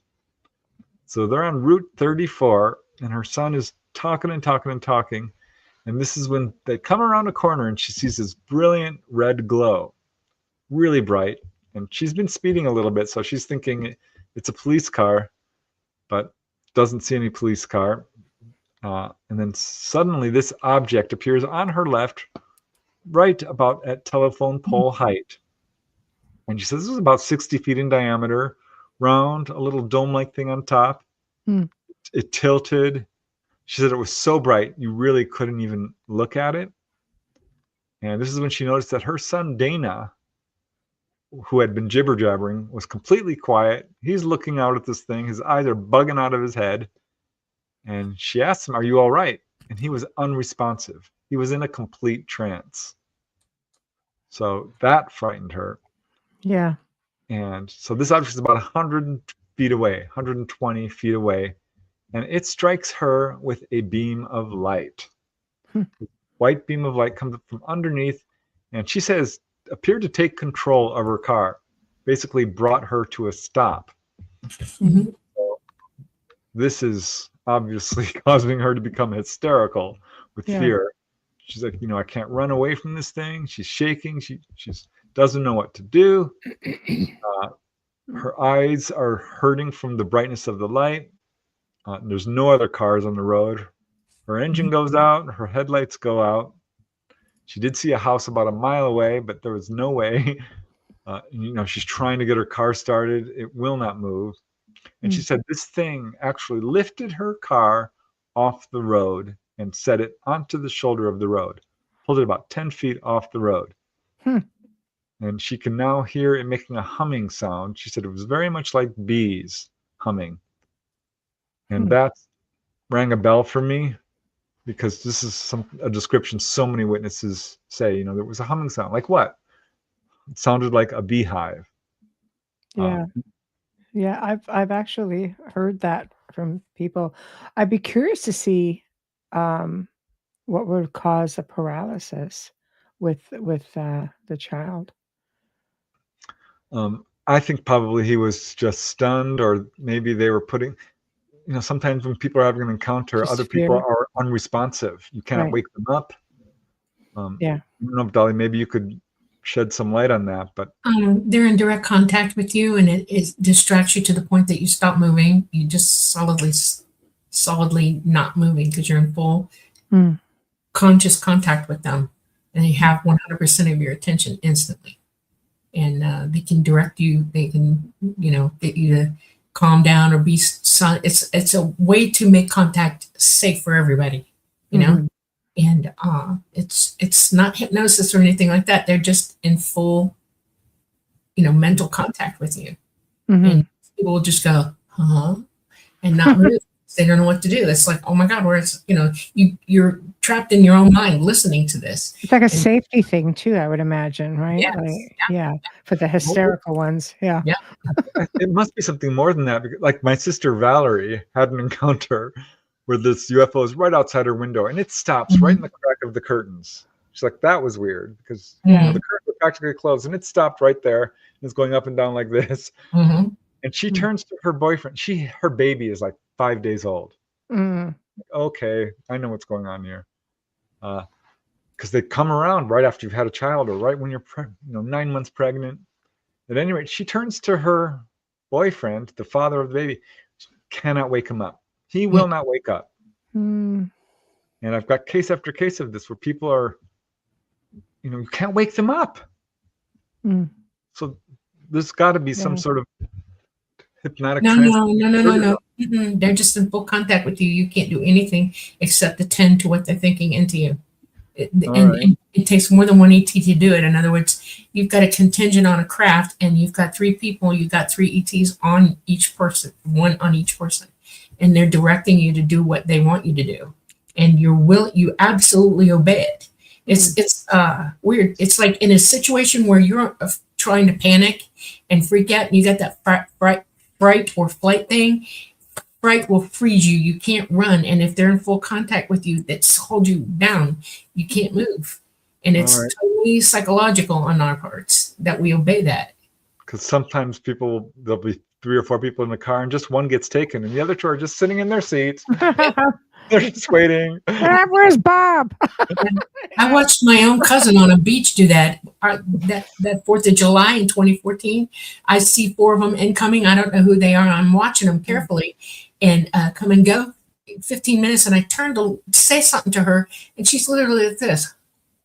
And I'm thinking, hello, are you in there? She's not moving, and she's not doing nothing. She's just, And then after they left, she came back too. We went to we're staying, it was like the 4th of July. We had to get out of the zoo. When you're there 365, it's crazy, okay? One day we wanted to go somewhere. We went back to the hotel, went to bed, and 2 hours later, she got up and said, Pack, we're going home right now. And she sounded crazy to me. And we packed, we got in the car, she drove all the way home, she went to bed and didn't remember a bloody thing the next day, you know, and thought I was out of my mind. And I was like, well, okay, well, she took action really well there. You know, I know the fact that she couldn't have emotionally handled it at all. She was never going to be one to deal with that at all. And I think that's what happened. She went fight or flight, kept her under control, and she woke up and still panicking and decided to run at that point, and her brain just wouldn't let her go there, you know. All right, that makes sense. I've got so many cases of this. One lady, she was taken, she was brought back. She had been healed, but she ran around trying to wake up her 3 children and her husband. None would wake up. So it took her 20 minutes, and then they woke up and they're like, all groggy and like, I don't know. That would wig me out as a parent. Even though I've had like good experiences, I think it would still wig me out as a parent when it's your kids like that. Well, we have to answer this one. Yeah. Polly. Hi, Polly. We love you. Thank you for your opinion on Atlas. 3-eye Atlas. Yeah. I'll go Here first. we go. Is that it is an unusual comet. We haven't had a lot of incoming bodies like this before, so it doesn't surprise me that they're still a little confused about it. But the main giveaway for me that this is not ET is because if they wanted to come here, they would be here instantly. They don't travel interstellar distances by plodding along through interstellar space like that. They are in their, solar system or wherever they are, and they do what Dolly calls light gating. And I've got many other examples of this from other contactees, and they come, for right over our planet and moving. That would be a different thing. No, I don't buy any. There's so much misinformation on this thing. I found a video of Michio Kaku that was completely AI. Oh boy! And saying all kinds of stuff about this. Well, there's remote viewers all over the world are like, there's people in it. And Mark D'Antonio said something at Shag Harbor because I asked him point blank about Avi, and he said that he was friends with him. They had a lot of conversations. They were very close, and he said this is not what he's saying. He said I don't know what people are saying, but that's not him talking. And then Preston, shortly after we came back, saw the AI version, and I thought, this might not be a standard comment. What did you say it was? It's more of a planetary shard or something. There's lots of things in our universe, okay, especially in our galaxy. When a planet is destroyed, if the sun doesn't go supernova and absorb everything, okay, when it explains out, planets can hit each other. We have rogue planets in space everywhere, okay, and if 2 of them collide, that debris can go very, very fast from that collision. As a matter of fact, faster than a regular comet or an asteroid. And that's what's incoming on us is debris. And the fact that it has many different signatures and it's showing maybe the possibility of life or some, industrial thing is because it was probably a planet that got nailed, that had that advancement on it, and we don't know anything. I mean, they can make theories about everything, but until they have absolute proof, you just have to go, well, that's a nice theory, but it hasn't hit us. It didn't hit Mars. It's not coming back, and it's passing, and it's right in front of our sun right now. So we really see it lit up, and that's what it is. And you can use all the spectrometers or the new ones, they got the newfangled ones out where they see a little bit better of the scale, and all they're seeing is compounds and things that are unusual that we haven't seen. But how long have we been looking at comets in the sky? How long have we had the technology to see this? Well, Nick says it emits radio signals just as recently as yesterday. What kind of everything emits radio signals? That's BS. Our moon emits radio signals. Right. Your sun emits radio signals. If it was playing I Love Lucy or something, that would be no. That's BS. That's misinformation and disinformation. It's not true. See, this is where I go crazy when I hear stuff like that. It's like, please, essentially, in your opinion, those of us who are intelligent enough. Is this a blue beam thing? Are they running with it? No, not at all. No. They might take advantage of it to say. That's what I was saying. Is they just taking the situation and running with it? And they're using it as an excuse to scare the doo-doo out of you. Okay, and don't let them. It's not not a real thing. Plenty of astronomers and astrophysicists are all saying the same thing. This is an unusual comet, and it's really cool, and there's great things about it, but it has nothing to do with us being invaded by ET or being watched or whatever. And it's not dangerous to us. Okay. So being accompanied by at least 7 other objects, non-government. We have stuff coming in from the Kuiper Belt that has nothing to do with that. Yeah, we got okay, nothing. Okay. While we're going through our pole change, electromagnetically, we're going through our current sheet, and it's knocking things from the Kuiper Belt at us, and we're about to start seeing a lot of rogue stuff coming in from our own system at us, because that's part of what happens during a pole change, because of the magnetism and what's happening. So yeah, they're conflating things together to make you believe certain things. Don't go there. It's not true. Okay. All right. Yep. Go ahead. Preston, got another story? Yeah. This is a really interesting. Rita Malley, she sees a UFO. Her son kind of in a trance. It shines a beam of light on her, pulls her car off the road, stops it. And so she's freaking out. What the heck is going on? Why is it doing this? Well, apparently it was doing it for a reason. And I have never heard a story quite like this. I've heard similar ones. But so she can hear this thing humming like a hive of bees. And she says, these voices come out of this thing. Now her windows were rolled up tight. The wind's blowing. So this is not, normal by any means. But she hears what sounds like a chorus of voices. That also kind of hit a chord for me, because I've heard this sort of thing. People will hear messages from ETs, and it's like multiple voices speaking at once. And she says it sounded audible to her. And all of these voices were talking at the same time. And she said it almost felt like it was being translated into English, because the speech was a little bit broken up. But this wasn't telepathic, she says. It was external, coming from this thing.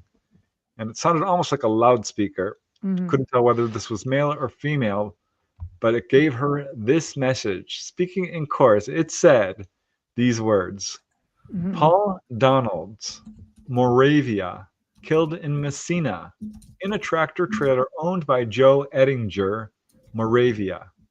Moravia, I'm not sure how to pronounce that. But Rita recognizes this name, Paul Donalds. I looked this up. This is a real honest-to-God case.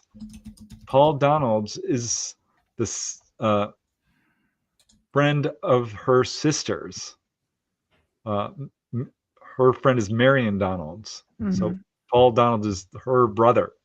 And the voices continued and then said, your son will not remember the time from stopping the car to the time you left the highway. That was the message. And at this point, the UFO beams her car and moves it back onto the road.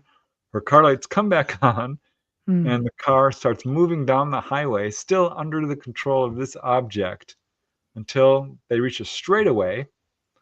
And this is when the object takes off and Rita regains control of her car. And her son starts jibber-jabbering again. And she turns to him and said, did you see what Mama saw? And he said, no. So she goes home. She tells her husband she's got a headache. She's got neck pain. Her husband's absolutely shocked by this story. But it's the next afternoon. She gets a call from her sister who said, did you hear that Paul Donalds got killed in Messina? So she was, of course, shocked and asked her sister what happened. And it was just as these voices from the UFO had told her. He had been killed in a tractor trailer owned by Joel Ettinger. I found the records of this accident. I found the actual, time of death and the whole thing. It did happen. 4 p.m., December 12th. It was 3 hours before her sighting, about 75 miles away. Paul Donalds was 29 years old. So that's insane. That's wild. That is a wild story. I have a theory about it. I think that she's a contactee, and they wanted to give her a message that was absolutely undeniable. Because contactees have a way of explaining away, ignoring, denying, not thinking about it, forgetting, anything to not have to deal with this. Yeah. But they gave her a message. They're trying to get her to wake up. In other words, full on, there's no denying it. When it's in your face like that, you can't walk away from it anymore. It's real, you know? Mm-hmm. That's the way it happens sometimes for some people. They're being a little bit obtuse about it and they don't want to, and they fight it. And then they'll pull you in to give you absolute proof that this is really happening. And then you can't turn away from it. It's proof. You know? Yeah. Yeah. What did she do after that? I mean, you heard the story. How did she conduct her life after that? I'm curious. Do you know? She ended up contacting investigators and received all kinds of publicity, and that really was not what she wanted. So she refused to talk to anybody about it because her story got into Fate magazine and to Popular Science magazine. Wow. And she just didn't want to talk about it. But apparently she did have a sighting after that. And that's all we really know. Mm-hmm. Yeah. It's such a weird case. That's definitely peculiar case, but God, that one stands out. You know, that's extraordinary. That's extraordinary. Yeah. And like I said, there's a number of cases out there where UFO will show up right before or after somebody dies. And I now ask contactees this, or whenever anyone has a close encounter, I'm like, anything going on at that time in your life? Yeah. People say, well, yeah, I just got divorced, or I just had a terrible breakup with my, girlfriend, was one guy what told me. People are diagnosed with an illness, perhaps, and a UFO will show up. I had my onboard experience on my birthday, which is, and I've had a few other birthday connections with some of my experiences. That's cool, though. Yeah. That's cool. I love that. It was my mom's death in 1984 that kind of sent me on a path towards, UFO research. So there's a weird connection there to these things. And every now and then I'll get a case that speaks to that. I think one of the weirdest I got was I was actually investigating ghosts. So, and there were these ladies who lived in a haunted apartment. It was so cool because this was in Van Nuys. I could go down there, and I did. But this had two witnesses. They were both, aspiring actors who didn't have enough money because as an actor, making almost nothing. Starving actors, yeah. So they rented a one-room, really cheap apartment. Like, wow, this apartment is so cheap. Yeah, we can afford it. And so they soon found out why it was so cheap. Yeah, it was a retirement building, and people were dying all the time. They said there was an ambulance every week pulling somebody out. Oh, wow. God. So no sooner do they move in when their neighbor is banging on the wall every night. Knock, knock, knock. Knock, knock, knock. They're thinking he's throwing a tennis ball. That's what he's doing. Finally, it just got so bad that they complained to the manager. And the manager said, well, he moved out. He moved out about a week or two ago because he said you guys were banging on the wall. Wow. That apartment is empty now. I'm like, well, it's still banging. Yeah. Wow. I ended up talking to the building manager and to the neighbor. So I've got 4 witnesses to this ghost story because from that point on, this was a demonic haunting, what it ended up being, because it ramped up so quickly. They started having cold spots. Objects were disappearing and moving. They were in their bedroom, and all of a sudden, banging pots and pans were in the kitchen. They went running in there. Nothing's wrong. That happened several times. Somebody kept moving the bike around. They would turn on this is so weird. They turned on the water, which would normally, goes down to the sink. It would spray out sideways. And I had another guy who said the same darn thing. They said it was like someone was holding their hand up against the faucet. And it just kept getting more and more. They started having nightmares of horrific events, and they would come true the next day. Murder, or a robbery or a homicide or some, particularly one of them. She says, it's like something was implanting this into my brain. The lady across the hall said she kept this moth would follow her around. She's like, I don't know if this means anything. Moth. Yeah. But foul odors. They brought someone over to set up their stereo. Good friend. And he starts setting up the stereo and looks over to the corner and turns white. You know, he's a black guy too. Yeah. And they're like, what's wrong? He's like, nothing. And he starts setting up the stereo as fast as he can. And says, I'm leaving now. I'm like, wait, we're going to treat you to dinner. And he's like, no, I'm leaving. Bye. and they called him up, like, what the heck? You know, what's wrong with you? They said, you have lemurs in your apartment. And they're like, what's lemurs? And he said, I only see them when there's bad ghosts around. He said, they're big-eyed little... They're cute little lemurs. Creatures. These were not normal lemurs, Michelle. Oh, no, they're not the cute kind of lemurs? No. Damn, I'm so naive. Did they call somebody to like come exercise the house or smudge it or something? Yep, they did. Okay. It didn't work. They called they called over some spiritual people, and that didn't work. They were told you should put salt, salt all the perimeter of the house. They poured like 2 gallons of salt around. Still went. They invited their sister over. She sat on the couch and woke up in the middle of the night screaming. And they went running in this. She says, someone's in this house. Someone just, touched her body. And so they're sleeping. They started to see these apparitions. I'm getting to the point here. Honest, the UFO connection. Take your time. Take your time. Yeah. They start seeing these apparitions running across the hallway in front of their open door. They share a room, right? They're actually sharing a big queen bed because they don't have any money. Yeah.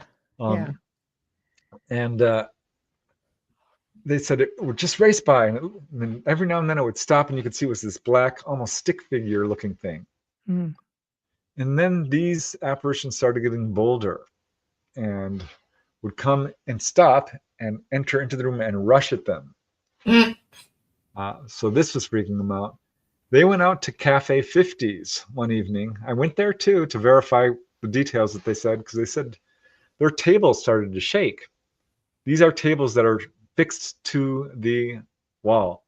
You cannot really move them. And they complained to the waitress, who's looking at them like they're nuts. And they're like, well, let's just get out of here. And so they paid their bill, and they said, there's a gumball machine, a little, on a stand, a single pedestal gumball machine. I took pictures of it. It's there. Yeah. And they said it started shaking like ding, ding, ding, ding, ding, ding, ding, ding, back and forth by itself.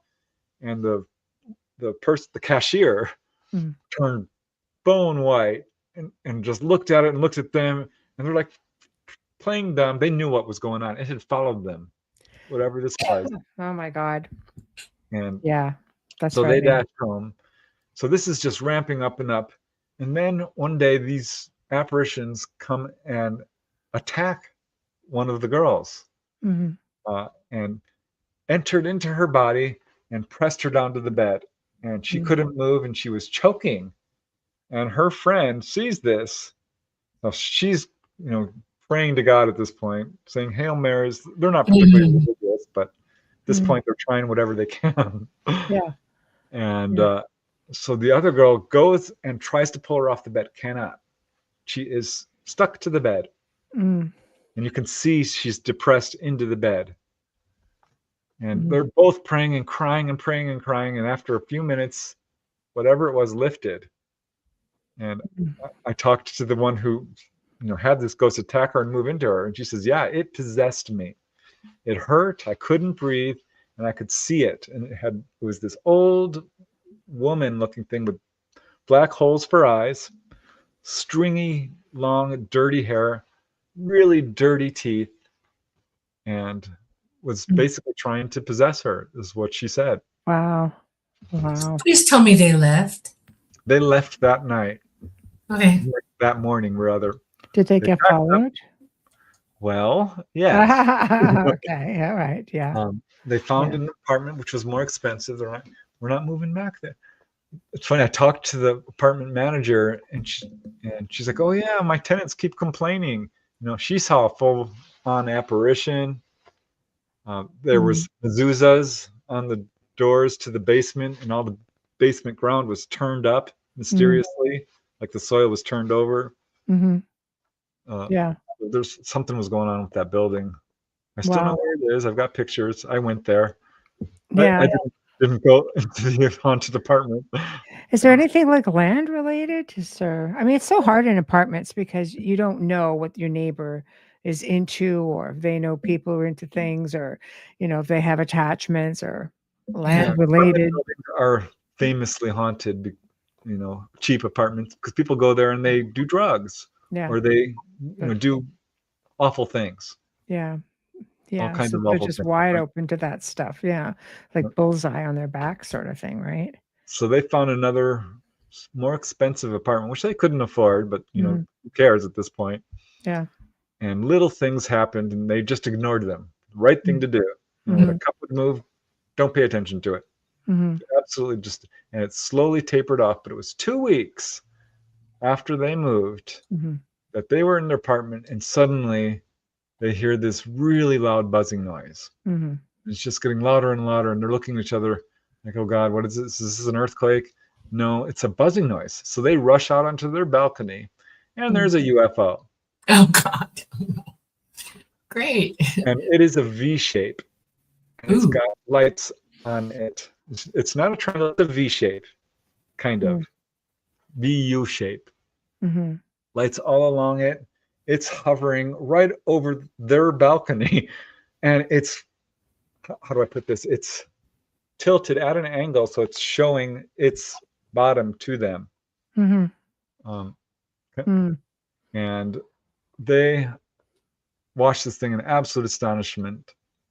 And for just a few minutes, when it smoothly moved up and darts off, and they are said, I don't know what to think of this, Preston, but whatever it was somehow connected to what we just went through. There's a lot Let me of ask you a connection. question. Did the spooky stuff stop after they saw the ship? Yep. That's why the ship, their contactees, they knew they were being haunted by something bad, and they rid them of it. That's why. All right.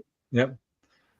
Though I will say that they ended up moving, getting separate apartments. Oh no. The other girl took a job as a phone sex operator. Yeah.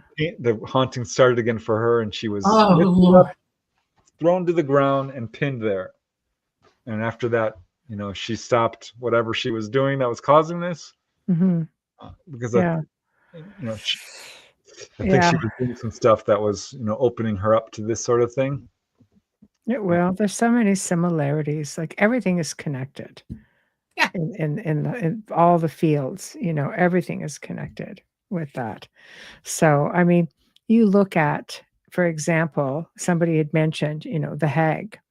The hag, and it holds you down, sleep paralysis. And aside from a lot of the sleep paralysis, logical, scientific reasons, there are people who report having extraterrestrial experiences where they feel sleep paralysis, like they can't move while everything is happening, but they're witnessing everything going on around them. Like, there's definitely some connection. So that is a very fascinating story. Yeah. Well, here's another graveyard case. Yes. This was in the summer of 1964, and this comes from Walter Webb, a really good researcher. He wrote The Year of the Humanoids. Yeah.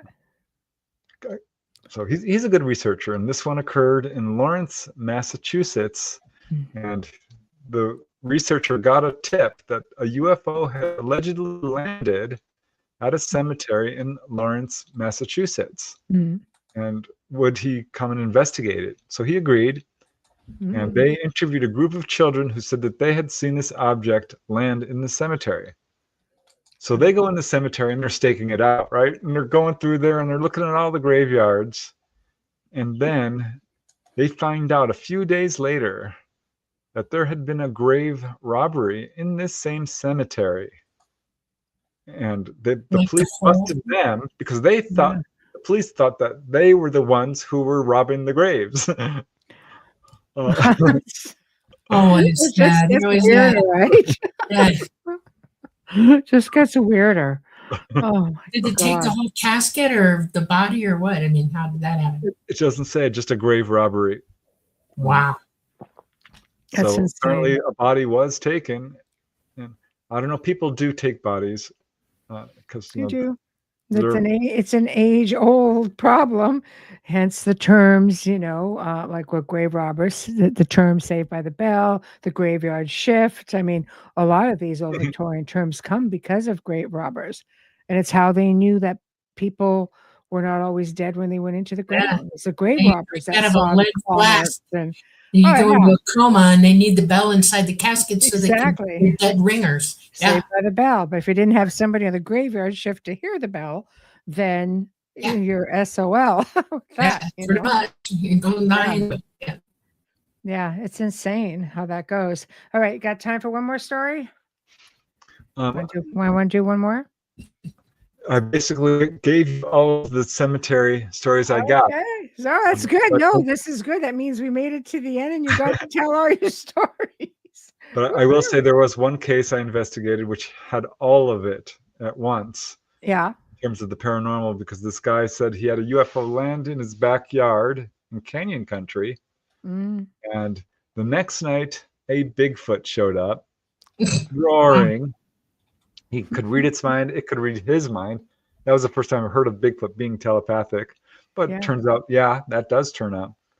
But the interesting part is, he said this horrible haunting broke out right after that. And this was a full-on haunting, with doors opening and closing and footsteps and cold spots. And it went on for a couple of months and then petered out when a UFO showed up a second time. And he said this was not a normal-looking UFO. He said, don't know how to describe this, but it looked flat. It looked almost two-dimensional. Mm. It glowed red, and it had this weird shape. He drew it for me. It was right near the house, so it was clearly connected to all of this. But I don't know. These were the weird cases that started me, like, I need to figure out what the connection is to all of this. Yeah. And I figured it out, I think, because a lot of contactees will have contact, and they start seeing shadow people. They'll start having mediumistic abilities. Mm. We talked to Irina Scott. She had a full-on UFO encounter, and all of a sudden, things are moving around. This is you. This is our bioelectric fields causing stuff to move around, or now you have a whole new awareness. You can see dead people. You already had that ability, but encounter somehow, Dolly could probably explain it better than I could, ramped it up or ignited it. Well, it's like, you get a kid and he's learning how to walk, so mom and dad hold him by the hands and they help walk him, okay? And they get used to walking. And it's mom and dad encourage him to use the ability to walk. That's what happens. Psychic ability can ramp just because you're encouraged to use it or you're put into the situation to use it. Your brain goes, oh, I know what that is, and it keeps going. Yeah. It's igniting your ability. It's teaching you to be psychic, Yeah. Follow your instincts and rely on those. Yeah, for sure. All right, guys. Talk about Lake Gate. Who's your next guest on Monday night? Ooh, we got a good one. He's from Space Weather Observers, and he is the one that is talking about the pole shifting and all of that. And I found it interesting. A month ago, he finally came out and admitted that there's probably ET, which was a big one for him because he went, I don't want to talk about it. And he admitted it's real. And so I don't think I conned him. He's a very gracious person. Okay. So he's coming on Monday, and we put it up on the thing, go to his playlist and, watch it. Cause he's going to talk over your head unless you pre-record your brain to understand what he's going to say. And he's a scientist. He's very knowledgeable. And it's so interesting because Dolly's been talking about the CMEs, coronal mass ejections, and how gravity is connected to magnetism and all the things, earthquakes and stuff like this. And he is absolutely confirming a lot of what she learned from the ETs. So I'm super excited about it. Yeah. And what other contactees also. Yeah. I think that sounds very exciting. So you're going to get some real techie stuff coming in and answering some questions. Yeah, I could tell Dolly's very excited. I am. So what else do you guys have coming up? Anything? Just working on the light gate. I'm going to be on Gaia. I have to go to Colorado. I haven't gone there yet, and but I'm doing that. And Preston is working on symmetry, and he's got 2 of the books right behind it to come. So I'm hoping maybe by January, all 3 will be hitting boom, boom, boom. Wow. So, wow. Yeah. I want to write another book on ghosts, one on supernatural events connected to survival, supernatural events that save people's lives. Wow. That would be good. That's a whole other, that's a little bit out of the wheelhouse for you, isn't it? Like you're kind of branching out a little bit. A little bit. I've always done, every now and then I do paranormal stuff. Yeah. But there's so much to the UFO stuff that it's just, I love it. It's so interesting. And that's my mission. I think I agreed, had a meeting with the ETs. Well, I did. Let's face it. Yeah. To bring the truth out about what I would call the extraterrestrial presence on our planet. Yeah. I don't like the word phenomenon because it's just they're events. That's what they are. It's experiences people are having. And call it a phenomena, I think, puts a layer of mystery on it that it doesn't deserve. It really bothers me that to find a UFO book, you have to go to the New Age section. That's it should be true. in the science section. Yeah, that's true. That's Or true. the astronomy section. Maybe it's just because it's just so new for most people. Maybe we need to look at it in the spin of the folks who have either never had interest, never heard. I mean, I would say they've never heard of it. Some people only hear about it because of television shows, or they've never actually listened to something, like credible shows, like, or read one of your books, for example, or just listened to stories of survivors, coming forward from, let's say, military, because that's a thing. And then realizing that, wait a minute, ET is a thing, and don't mix the two, because there's still a lot of propaganda out there with things that people are going through, and maybe they're just mixing up where it's coming from. So this is new and confusing, I think, for a lot of people. So why it's so very important that the facts get put out there, because there's just so much confusion and fear. Deliberate, I think. Yes, and fear. Yep. Right? There's so much fear mongering, just like on many, many different levels. This is just one of them. But for people who have interest, it's nice that there are now, options. But what would they know if they're just all of a sudden in the New Age section? For them, it's kind of like, this is the little green guys from outer space. They don't look at the bigger picture, right? So that there's so much more to it, and that they've just been here for so long, and they predates humanity. So many. Exactly. So they should be in the history section. Exactly. I agree with you 100%. Yes. Well, guys, thank you again. It was so much fun. I love the stories, Preston. I always love the stories, and I love Dolly's input on so much of it, because it does add a little bit to it. Why are they hanging out in cemeteries? Well, now we have different reasons as to why they might just be there, still on a mission or still helping. And I love it. I love it. In fact, we do have a story in Symmetry too that Dolly didn't mention tonight. I was hoping you might. Yeah. But No, that'd be a surprise. All right. Oh, we're not going to put it out there. Not yet, no. Okay. But it's a good one, and it relates directly to this Yeah. ETs visiting a cemetery and why. Yeah. Very poignant, very touching. I love it. I love it. I'm looking forward to it. And I'm looking forward, of course, to anything that you write. So you guys, the next Symmetry book is just going to be mind-blowing. I have no doubt about that. So for those of you who haven't gotten the first book, get the first book. You got to get the first book to be able to get and understand. Make more sense that way. Yeah, exactly. So everybody in chat room, both from Preston's YouTube, our YouTube, all our network YouTubes, and Roku and Rumble and X, thank you guys all for tuning in. We appreciate you all so much.